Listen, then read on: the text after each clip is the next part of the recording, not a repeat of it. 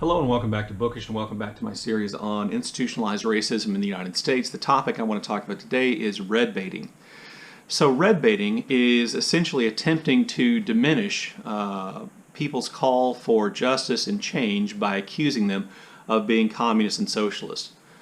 Communist or socialist or Marxist or any of those labels that are applied. And the reason why this has come back up and seems important to me today is because we see the Trump administration doing essentially the exact same thing to the Black Lives Matter movement. They are red baiting that organization. They are trying to stir up fears of some kind of Marxist revolution if you support Black Lives Matter. And the reason they're doing that is because they are trying to prevent the Black Lives Matter movement from successfully reforming police departments to eliminate racism in the form of violence against African Americans.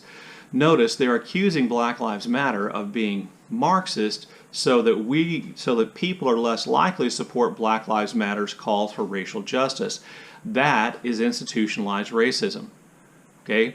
No one really is afraid of a Marxist revolution led by the Black Lives Matter movement, but if we stoke fears of that organization and its calls for social democracy, which does embrace a lot of socialism, then we go, oh, well, they're socialists, I can't support their calls for racial justice. And this is just foolishness, but it has a long history in the United States of America. And it really goes all the way back to the Great Depression, the 1930s.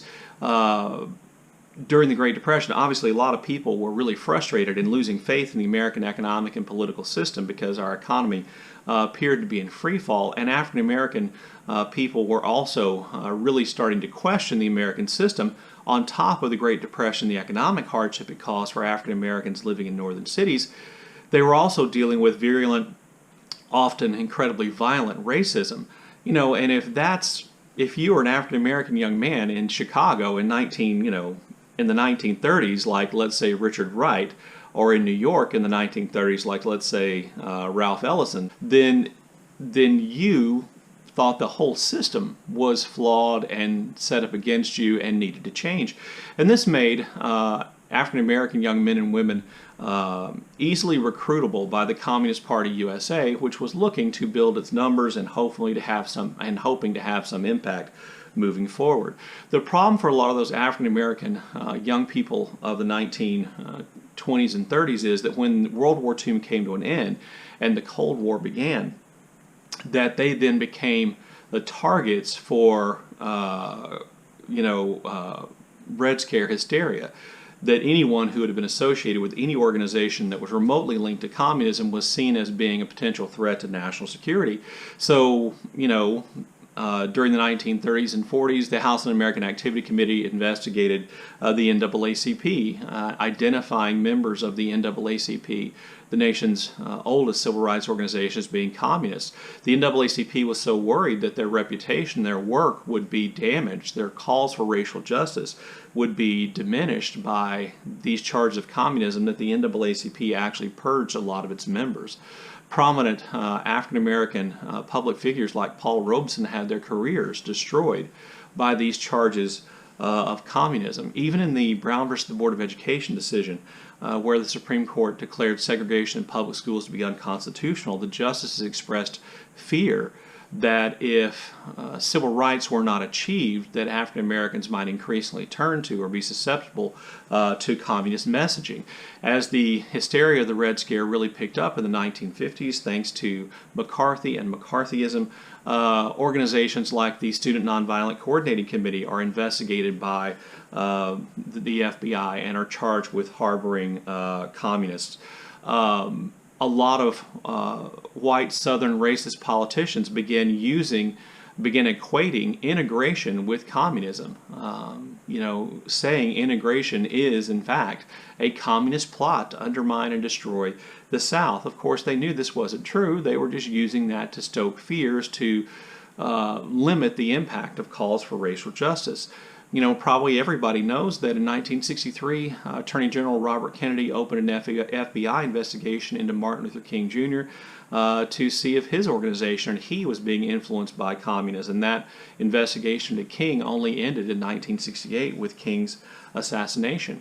As the language of the civil rights movement after King's assassination and after, despite legal changes taking place, not a lot was changing on the ground for African Americans.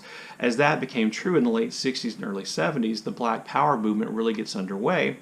And as a part of the Black Power movement, we have the Black Panther organization, which does embrace and did embrace a lot of Marxist language, which then makes it even a greater target for the FBI. The FBI could justify its targeting of the Black Panthers on the grounds that they were an un-American organization, and that then allowed them to diminish the Black Panthers' call for racial justice, equality, and end to police violence by labeling them and painting them as communists.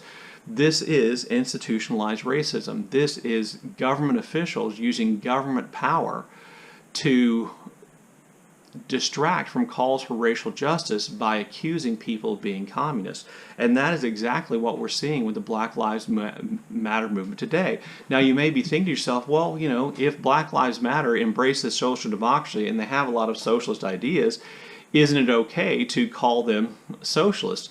Maybe, but it's not okay to call them socialists and for the president, his administration, and right-wing media to call them leftist, Marxist, socialists as a way of diminishing their calls for racial justice.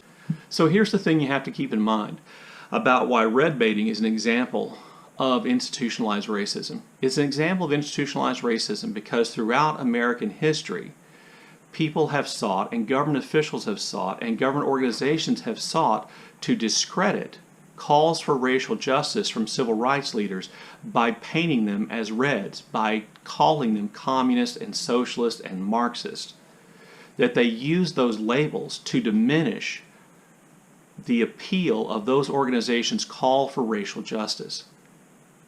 And just because I'm a socialist doesn't mean I'm wrong about police violence against African Americans, but red baiting attempts to make it seem like that's true. That you can't support the Black Lives Matter movement's call for racial justice because if you do, then you're supporting socialism. I hope that was clear. This is kind of a difficult topic, I think, to talk about and get your head around, but love to see your comments in the comment section below, and as always, thank you for watching.